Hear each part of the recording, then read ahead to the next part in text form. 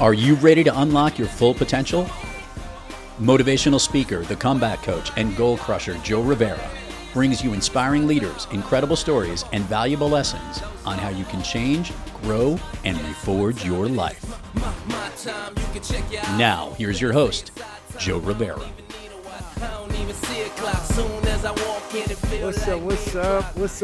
What's up? What's going on, everybody? Welcome to the Reforge Your Life show. I'm your host, Joe Rivera, and here at the Reforge Your Life show, we like to show you that the comeback is more than possible. And today, I'm super excited about the guest that I'm bringing on, man. He's a friend, he's my dentist, and he changes lives through dentistry. Fulvio Dr. Silva, man, thank you for coming through. Thank you for having me. I'm really excited for this opportunity to be here with you and sharing about the comeback. You know, I love that. Love it, man. Love it. And speaking of the comeback, I've heard a little bit about your story, but I can't tell it anywhere close to you can. Really, you can. So I'd love for you to share with the audience your story. Let them know a little bit about who you are. Absolutely. As you invited me to speak at the podcast and talk with you and talk about my story, it does set the tone where everyone has a story, right? Everyone has their journey through life, and my story might not be as identical as other people, but it's my story. So it makes us unique, correct? So I'm a third generation dentist, you know, and I grew up in Dominican Republic, and I went to school in Dominican Republic. My grandfather and my father were also a dentist, but I had that dream to become a dentist in the United States, to live the American dream. So at a very young age, at the age of 21, I was going through these challenges. Should I go, leave everything I have here, my legacy? Should I continue my own journey? So at the age of 21, I sold everything I had. I reorganized, restructured, and I had $53 in my pocket. I came to the United States on January 1st, and I said, I got to do this. I got to knock on doors and see it. By January 5th, I was interviewing. By January 7th, on my birthday, I had my first job as a dental assistant, and throughout those years, it was hard work and sacrifices and dedication to come to relicense again. At the age of 21, I was a Doogie Howser, but I needed to get the license in the United States, and it was a lot of knocking on doors and getting to know people and trying to look for that opportunity to get into schools. And I finally achieved that, and I got into a program at Columbia University. I did my 3 years residency. I met my beautiful wife. That it would not have been possible to achieve all those goals and dreams had I not had that support. Even to this day, we still continue to, balance out what we do. Like, relationships are 50-50. Honestly, there were times I was putting 20%, she was putting 80%. Now we're putting 50-50 and we're putting 80. It's like, it's a balance in everything we do. So it's throughout those sacrifices I've been working hard, and people look at me now. Oh my God, you have a beautiful practice. It's so cool that you could do all that. I'm like, yeah, it's 22 years in the making, to achieve this long vision and long dreams to come true. So yeah, so that's my whole story. That's how I've been able to come to where I am right now and have the opportunity to change people's lives through dentistry. That's my story. Yeah, awesome, man. And 22 years in the making, people look at it and they're like, oh man, this is beautiful, man. You got a straight line to success. They don't know about the trials and tribulations, the bumps in the road that you have to go through where the growth is. Yeah. So I'm curious though, what were some of those challenges along the way in this 22 years that you've gone through? Well, the biggest challenge at first was the first 3-4 months of being alone in the United States. I had a support. I was living on the couch in my uncle's house. I had $53.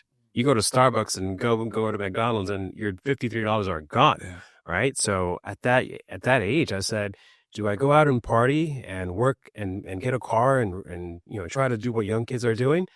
No, I had to put aside and dedicate, say, hey, there's two phases in life, right? There's the short part of your life that if you work hard and go to the books and read and sacrifice, you'll enjoy the long part of your life. So my grandfather always said that. He's like, listen, you sacrifice the short part of your life so that the long part When you're 30, 40, 50, you could enjoy that better. But if you enjoy the short time and you waste it and you don't invest in your education and what you want to do as a future, you will have a hard time, when you're 30, 40, 50, because you're not creating the foundation. So those were like principles that were in me. And I said, at 21, I need to focus. I need to do so. Challenges, being a dental assistant when I was used to being the dentist, being told that I would never be able to achieve this dream of becoming a dentist in the United States, and it just gave me fuel to refocus and educate myself and invest in that education to find that path. So it was the process of not giving up, Right. those challenges and taking the test 1, 2, 3 times because I needed to score higher than what I was getting through my grades. Took me 6 years to get accepted into the program. Wow. Yeah, and that was a lot of sleepless nights, working hard, sleeping in the subways, falling asleep because I just left the library after 15 hours sitting in the library. So it was one of those phases in lives that, again, they were hard. There were sacrifices to be made. Man, but putting in that time, right? Sleeping on the subways, going through the transition of having to like reinvent yourself, right? Because you come from DR and live in the world over there. You're already a dentist, and then you come here and you're a dental assistant again. I mean, talk about being humble, Yeah. right? Yeah. What was that like? It was tough because I was rotating through different doctors, and every doctor has a different way of philosophy of practicing, right? They all have their ways, and I had to bite my tongue and not speak in front of the patient because I had my own opinions, but I was still young, but I had to learn. I had to go through, like, listen, I'm not going to go outside of my career to go work in retail or go work in doing something that's not related to dental. Let me stick with what I know and make this better. Yeah. So I learned a lot of tricks. I learned a lot of chairside manners of how to talk to people and how to talk to patients, how to communicate, how to bring the level of dentistry to the next level. When I was working in the city, right in the middle of Grand Central Station. So it was the hub of top dentists in the area. So it was always putting myself in a position to grow. I was never looking to be comfortable. I wanted to be uncomfortable. So every time I put myself in those uncomfortable positions, it just caught me to the next better step. Yeah. Yeah. Man, I want the audience to really pick up that gem you just dropped, right? Because getting comfortable with being uncomfortable and learning that the real growth and the real success comes outside of that comfort zone. Yep. Right. So when you're going through this journey, you're a dental assistant and you're learning as you grow. You're investing in yourself. You're investing into your education. At what point did let me start building and becoming, having my own practice come into play? So the dream of most dentists, I would say 95% of them is to have their own private practice. What we don't know in dental school is that we have to be business owners. The mindset of a clinician is not the same one as a business owner. If you're running the practice as a clinician, you might lose the opportunity to continue to grow that practice or stay afloat a longer time because you don't understand the business side of the industry. And I did my residency. I had so much knowledge. I jumped into a practice where I was an associate. And after a while, you reach plateau, right? Because if you are comfortable, you'll actually stay in that practice forever. You'll be practicing as that aspiring dentist that doesn't want to have its own practice. But if you have that desire to do more, you're going to reach plateau, and that's where you're going to look for other opportunities. Yeah. And that's where I didn't stop, right? I looked to further invest in my education. I went to a full mouth rehabilitation course at NYU. That's where I started to connect with other specialists. That's where I now teach. So I planted seeds and I expanded. I expanded my surgical training to learn how to place implants, to learn how to reconstruct a mouth where it hasn't been restored in many years. So I was bringing in more tools into myself that I had this knowledge, and then I have to implement it into a practice. And honestly, in dental school, like I said, they don't teach you this. And it wasn't until I started reading books outside of the industry about talking about business, talking about emotional intelligence, talking about the process of a system, because every business runs with systems. Right. If there's no system, there's no consistency, and that all those little steps brought me back to say, okay, if I'm going to have a business, I need to have structure and understand how we're going to scale and grow and maintain this. So that's how it all started. At the age of 33, 34, my mind already started to say, I need to create a practice. And I built a practice. I ended up selling that practice. And now I built the second location. And this second location is where you've seen it. I have a beautiful facility. Gorgeous. Right? Yes. And great technology and everything. But all of that technology means nothing if it's not for the team that surrounds the practice. When I'm away, my team runs with the practice, with my associates, the doctors in-house, my assistants are top-notch. Like, we put in that time and investment and growth, and we all have that mindset. So it's good to see it all come to play, after a time. That's a good point, and I want to kind of touch on that because I remember, I don't know, maybe about a month ago, I had an appointment with you, and you were like, "My team is there; they can handle it." And I'm like, "I'm not letting nobody else touch my mouth, man. I built a lot of trust with you through this relationship. I'm gonna wait till you get back." You're like, "No, I have faith in my team. They're good. They could handle it. Just go." And I went, and dude, incredible job, incredible. They were phenomenal. But what did it take? Because it as an entrepreneur, I know, right? Like, sometimes the most difficult thing is being able to put that faith into other people and being able to allow other people to, to delegate those responsibilities, right? That's a hard part to kind of let go in the beginning. And you're talking about your side. The mindset of a dentist is that they have to control and manage it every single step in the practice.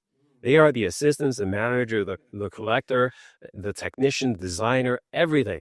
And that's when I realized that if I need to grow or allow my people to grow, I need to let go. Yes. And that was the hardest process of all. How do I let go? It's like a few months ago, my daughter started learning how to drive. How do I let go and teach her and show her and understand that she will run a red light, that she will make a mistake?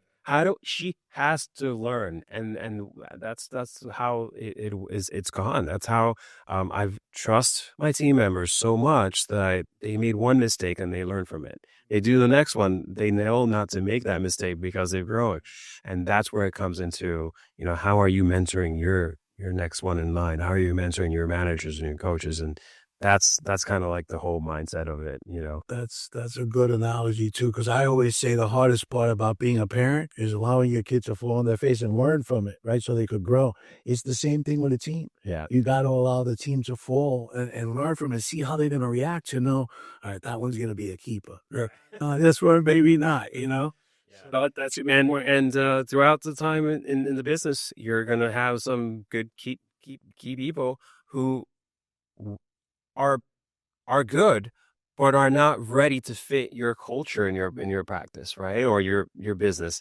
They might not be the good fit for the role at this time, right? Because I don't believe in firing people.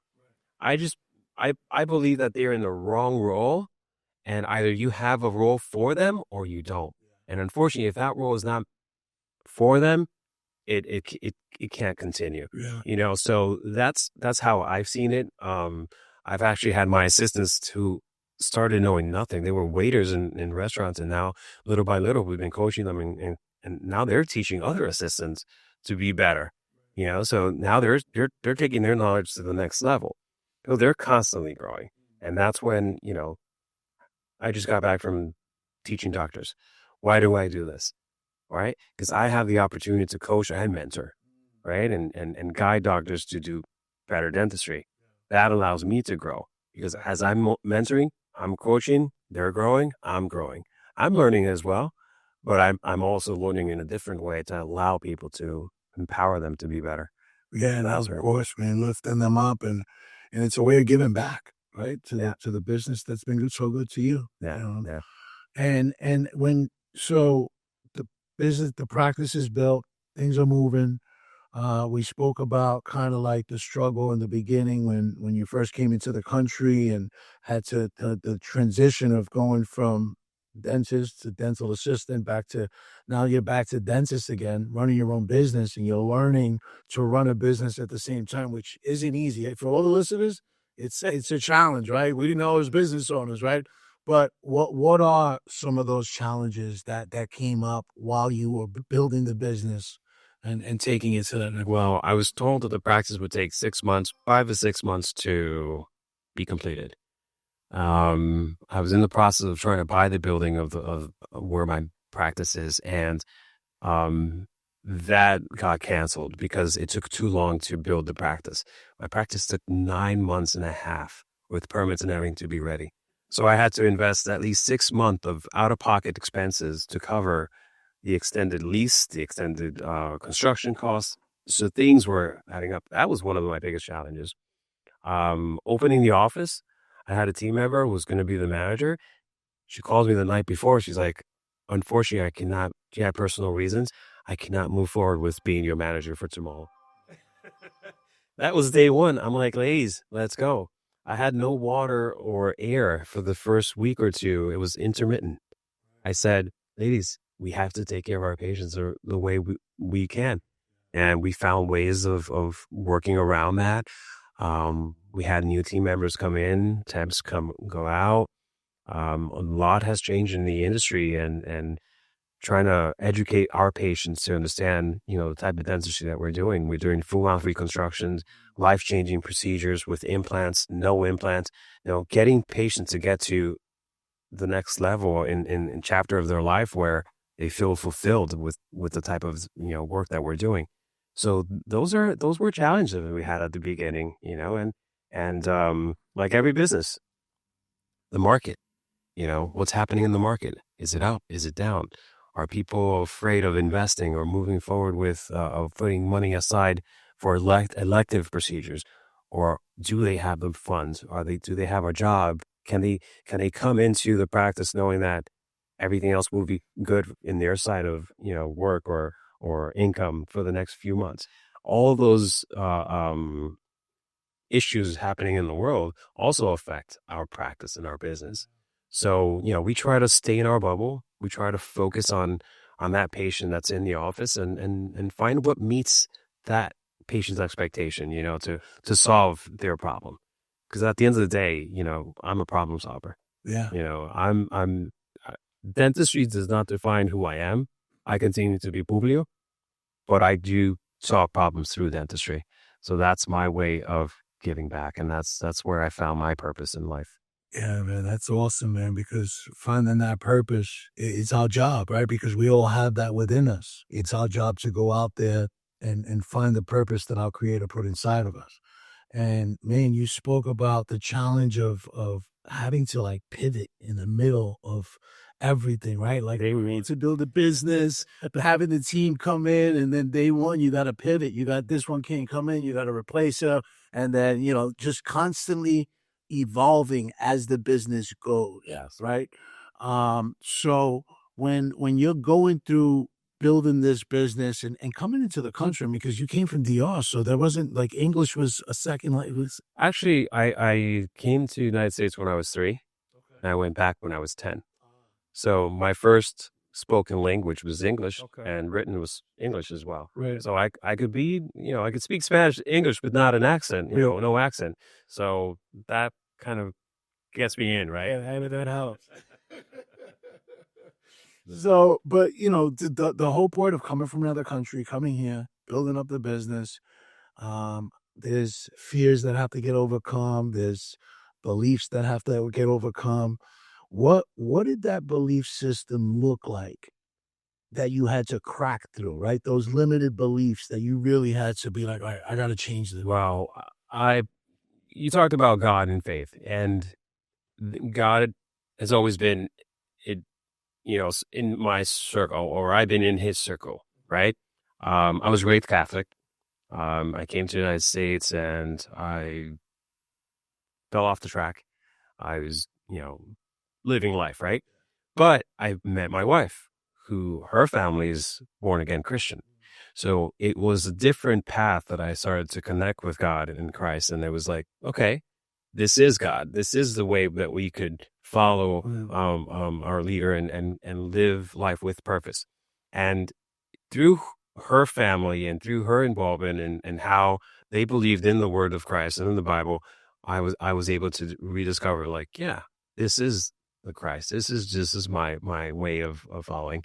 So my belief system was always restructured through Christ. Right. And that support, as I said, the first thing I said, like, I would not be able to do this had I not had the support of my wife and her beliefs. Right. So those kept me ingrained. At the age of 25, I had my firstborn. So in addition to working as a dental assistant, I had a firstborn. So I had more reason to continue to pursue this dream. So, that's been my my belief system, my support, everything. And even, don't get me wrong, we're a human, we're flesh, and there's some times that I fall off the track and I don't look up and pray and give him thanks, because I think that I achieved that. No, he just put me through those hurdles and those challenges to make me realize that, hey, you have to go through these hurdles and to understand what is your purpose in life and what are you going to do moving forward. It's through God that everything happens. So I give thanks every day that I'm on it, so. And when we forget, he's got a way of reminding us. He surely does. He surely does. Like I said, I've fallen off track and I forget. I think everything I accomplished by myself. And then he's like, you see how last month you almost felt you lost it all? I knew I was there for you. Right. I just wanted to let you know. He just has ways of knocking doors and, so. Speaking of having those moments of where I lost it all, can you share a moment where you felt like, shit, this thing is fucking crumbling down on me now? Well, it's, don't get me wrong. I still wake up and, it's like, I'm in a startup phase. So all these changes in the business, like, all right, am I adjusting correctly? Am I moving towards the right path that I need to pivot? But during that phase of construction, I didn't work for almost 9-8 months, and I was teaching, I was traveling. Took that pause because it was 10 years consistent of working, 10-12 hour days in dentistry. That was my burnout. I realized my purpose right after COVID.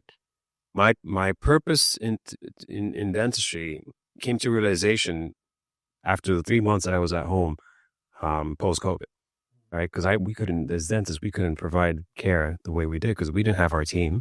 We didn't have the office open to take care of these elective procedures because everything was shut down. So comes July 1st in 2020, I'm like, okay, what's my purpose? Because everything I did the past 7 years was worth nothing because I realized I went back home and I had no future, no legacy, nothing to call my own. What impact am I doing besides providing for my family day in, day out? And I said, that's when my way of practicing dentistry started to really change, where I said, I am going to dedicate 4 to 5 minutes to every patient that comes in, even if they accept treatment or they don't accept treatment, to get to know them. Once they started opening up and letting me know about their struggles through dentistry, their struggles in life post-COVID, their changes, I'm like, all right, I need to find the opportunity to get you back to a new healthy marriage, get you back confident to this world to find a new job, get you back to in a position where you look forward to the next day, Don't not get patients in the illusion that they can't afford the dentistry. Where they can't afford it because they don't prioritize, but also they have true beliefs that they cannot get a job because they can't smile confidently. All those things changed. And I said, I was just treating patients as patient number 1, patient number 2, patient number 3. I didn't remember what I was doing to patient number 1 when I was with patient number 3, but now I had a story. Yeah. And everyone connected through me with stories. And that's why I said, everyone has a story. I have a story. I realized that through story, I was able to connect with patients and remember and make an impact in lives. And every time you and we sat down, you shared your story with me, it makes me understand and realize that making an impact in your life allows you to make an impact in 10, 20, 30 more people every time. You know, for you to sit down in this podcast and smile confidently to the camera, you know, look at that smile, right? We all know what it means to have no teeth and no smile. It's hard, right? So that allows me to be doing the dentistry that I do with purpose, you know, and make an impact in people so that people could continue to share that throughout their life. Yeah, man. I mean, man, the power of story, right, is so important. And realizing like our story doesn't even belong to us, man. God didn't put that story inside of us to keep it inside. He gave it to us to go out and share it with the world, go create impact with it. And man, the way you do take your business to the next level is the rapport that you build. I've seen it, I experience it, so I know. You know, and that really takes a business to the next level when you fully build rapport with your clients, your patients, the way it's supposed to be done, right? Because nobody wants a wham bam thank you, man. You know what I mean? That's not fun. You know, that's not an experience. You're not getting a full experience, and you're not getting to know the person that that's your provider. Exactly. You know, and I think that that's a problem with a lot of people in the medical industry, right? The doctors are just trying to get you in and out, and there's no rapport being built. You know, there's a lot of reasons for that, because you asked me, like, what has it taken for me to be the dentist and practice owner, right? You might not know this, but in the industry, both medical and dental, venture capitalists are investing to make them corporates. Yeah. So when they come into corporate, the human touch is not there, because providers are there for a buck, right? They're in there for a salary. They're treating it like a hospital. They're in, they're out, but then they get dumped 40 times X more the amount of patients per day. They don't have the workload to sit down to listen to a patient's story. Yeah. They're like, what are you in for? You're in pain? Here's your prescription. What else hurts? You know, I'm out. Yeah. So in dentistry, that falls hand in hand. You know, they don't have that time to address and make the business profitable, because there's a balance. That's where I felt that burnout when I was practicing 10, 12-hour days. Yeah. You know, I wasn't there being intentional of what was my purpose. I was there just to find the solution to make a bank and make a buck, you know? So that's one of the biggest challenges right now in the industry. And I hope it does change. And those young dentists who are looking to grow within the practice, identify that it doesn't have to be that way. You know, you could be run by a corporate, but you don't have to go through those type of beliefs or systems or structure to make things happen in the practice. Yeah. Yeah, man, because it's so important to know that, you know what, man, you don't have to also reinvent the wheel, right? You could follow people who've done it. You said you have a mentor, right? And you follow people who have been successful at doing it, take pieces from what they do and make it your own. Yeah. And that's what it sounds like you did, right? Because you're not following the people that you don't want to follow in the industry. You're following someone who you believe in, and you kind of made it your own.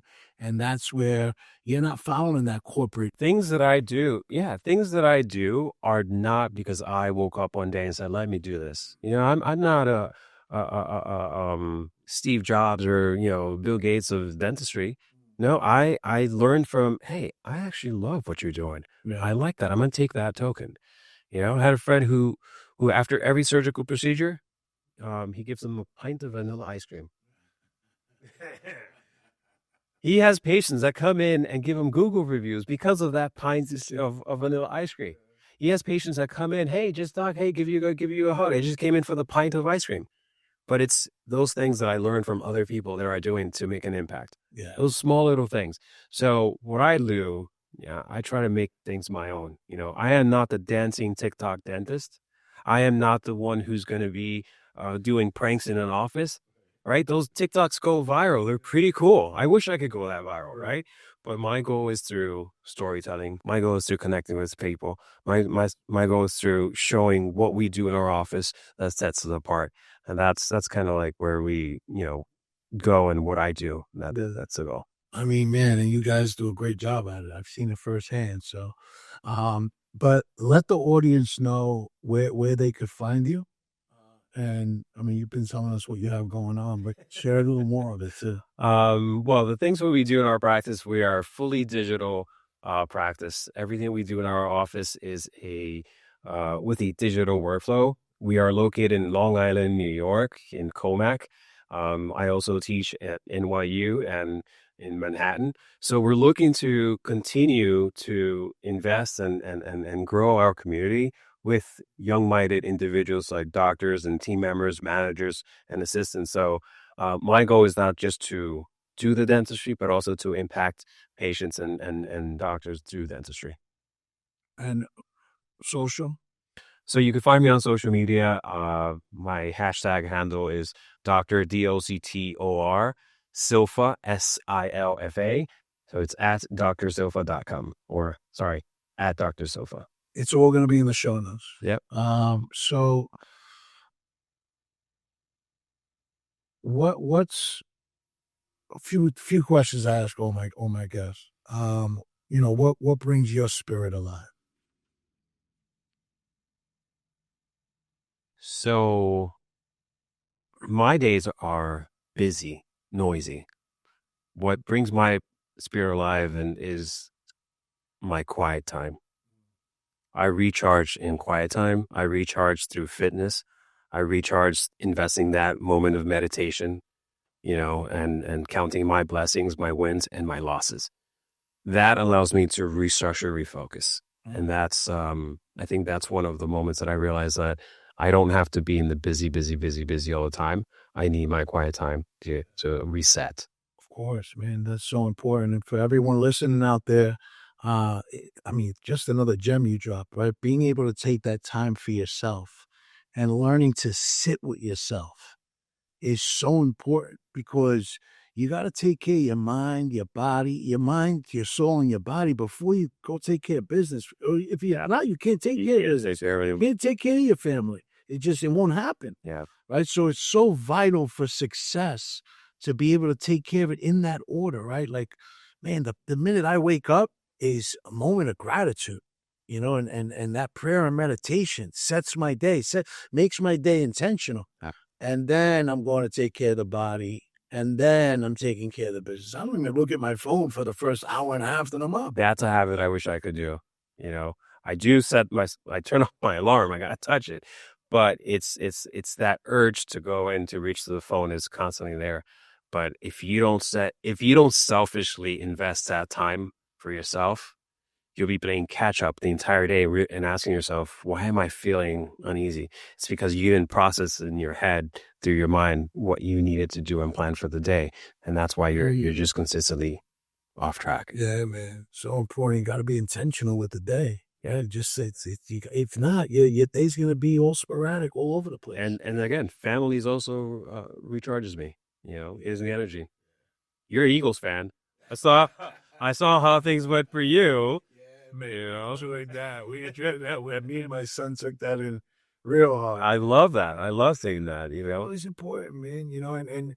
And I mean, we're blessed to have family in our life, right? There's people out there who aren't as fortunate, but family doesn't have to be just blood, right? Yeah. Family could be people that you could count on, people that are there for you, people that you could be there for, people you could lean on in your most difficult times. Yeah, that's true. Right? So you create your family.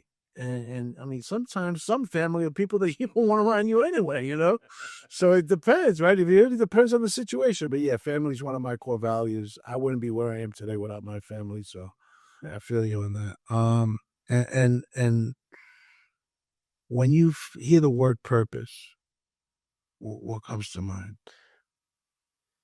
Again, purpose was the reason why I started to change the way I was doing dentistry. And I asked myself, what is the purpose of doing what I'm doing if it's not going to leave a legacy, if it's not going to leave a mark, and I'm third generation dentist, and my daughter, last year told me, I took her to a medical dental mission trip to Peru, and she had no clue. It was spring break, 17-year-old kid. Dad, what am I going to do for spring break? I'm going to Peru. I'm like, yes, you are. You're going to go and speak Spanish. I don't care what else you do. So she started triaging kids and family and patients through different departments, medical, eye care, and then she found herself in dental. She came in to assist me, and she saw me doing the surgeries and connecting with people. She's like, oh, that's pretty cool. She puts her gloves on and she starts assisting me. She took that experience, that moment. It was like such an eureka moment, at dinner moment. I even choke up right now just remembering. She tells me, Dad, I want to be a dentist. So, come on. If purpose doesn't rebuild after that, realizing that what your parents did, what your grandparent did, to continue moving forward. So my true purpose is to continue this legacy, to continue impacting lives through dentistry, and that's my goal. Love that, man. Love that, because you spoke about like how, God plays a huge role in your life. And God plays a huge role in my life. And I believe that there's a big difference with religion and spirituality. You know what I mean? Like, I was born and raised Catholic, but I lost my way along the way also. And I also go to a non-denominational Christian church. But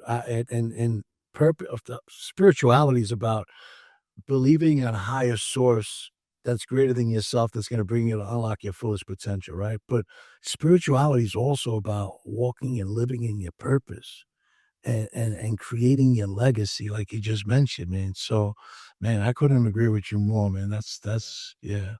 When you hear the word reforge, what comes to mind? Reforge. What I understand from that is becoming a better version of yourself every day. Just like Kobe Bryant says, just become a better version every day. Yeah, I love that, man. Kobe, man, rest in peace. Yeah. One of the goats. So there's definitely someone out there right now that's trying to create a comeback in their life, and they don't know how to reforge. What's one tool, one piece of advice you could give someone that's looking to reforge their life? Easy. Take it one day at a time. Because if you start looking ahead 10 years, 5 years, 1 year, 6 months, 2 months, 1 month, a week, you might not be ready to see that vision come to life. But as you are trying to make that comeback one day at a time, you realize that you've already accomplished 7 days straight, and that has become 7 days comeback. Look forward as you start becoming better or improving into your short goals comeback. That's where you're going to excel moving forward. And that's where you're going to see and realize there was a story and there is a comeback. And that's when you start believing more in your habits and your changes throughout life. Man, that's powerful. And you mentioned a couple things there that I kind of want to pick up on real quick before we sign off. But the power of vision and the power of believing in yourself. I believe that those are probably the most two important pieces to being successful and creating a life that you love, creating success on your own terms. How important was vision for you through this process? I saw the vision when you were doing it. Well, I want the audience. Actually, as we speak, Monday would be the first year of the practice being open. Man. So how did all that come? Through vision. And how did that vision start? By writing it on paper. I actually created my own Pinterest as well. I had a Pinterest board and I was putting things into that spot. I was writing things on notes, notebooks, and napkins. I was writing and writing and writing. And those little at a time, my vision came to life. Man. The power of writing it down and putting it on paper, man. Everyone listening, if you put your not only your thoughts, man, but just journal it. Journal down what you're thinking, what life looks like to you, what you want out of your life. What does success mean to you? And write down your goals and put them into prayer and meditation, because, man, it's so important to have it written down on paper. And then why not share it with your creator, man? He created you. He wants to hear your dreams too. He wants to see your thoughts and Yeah. hear your thoughts. And Absolutely. And when you put it on there on paper and you're writing it down, it's being put into the universe, you know? Man, what's one thing that the audience doesn't know about you that you enjoy doing for fun? I love dancing. Okay, all right. That's what I do. I love my merengue, salsa, bachata. I dance every opportunity. But you won't dance on TikTok. I won't dance on TikTok. That's a different level. I enjoy it. I really do enjoy it. Yeah. Awesome, Yeah, man. yeah. That's great, bro. I mean, And dancing brings the spirit alive. and listen, in fitness, I talked about my fitness. You know, one thing people don't know is that I haven't shared this, but let this be the first time. 22 years ago was the last time I did jiu-jitsu. Okay. And starting this January, I started doing jiu-jitsu already. So I went all the way back to white belt. You know, so I've been doing jiu-jitsu 2-3 times a week, and that's been something new that I've been doing. So I love fitness. I love a challenge. And yeah, I've enjoyed it. It was a challenge. I box, so I know jiu-jitsu. Listen, but you come in to see me at 8 in the morning. You've already done 12 rounds of boxing, right? Come on, you take it to the next level too. Absolutely, man. Listen, boxing changed my life. It changed my whole perspective. Different amount of energy, and it's incredible, man. I wouldn't trade it for any other workout. I love it. I love it. You know, pickleball too, though. You do pickleball. I do enjoy Be pickleball. careful. Number one cause of injury. I'm hearing that, man. But you know, I'm not even gonna go there. But yeah, I've heard this a lot of the trees too. Yeah. But man, this has been awesome, bro. I knew you were gonna bring the energy, the knowledge, and you did. You went above and beyond, bro. I really Thank you, appreciate thank it. you. Yeah, man. It means a lot. Very much. And for all the listeners, thank you for listening. And the people who watched it, thank you for watching. And man, do me a favor, y'all. LFSS. Like, follow, subscribe, and most importantly, share. There's somebody out there who's struggling right now to create a comeback in their life. And you sharing this video with them, sharing this episode, sharing the podcast from past episodes can help change their life, help them rebuild their business. Maybe it might even save somebody's life. So don't forget to share it, y'all. Stay productive, stay profitable, and stay good. You've been listening to Reforge Your Life with your host, Joe Rivera. Make sure to subscribe wherever you get your podcasts. To learn more about Joe Rivera and how he can help you or your organization reforge your life and regain your place at the top, head on over to withjoerivera.com and follow Joe on all social platforms. The Reforge Your Life podcast was produced by Thrive Loud Productions. Thanks for listening.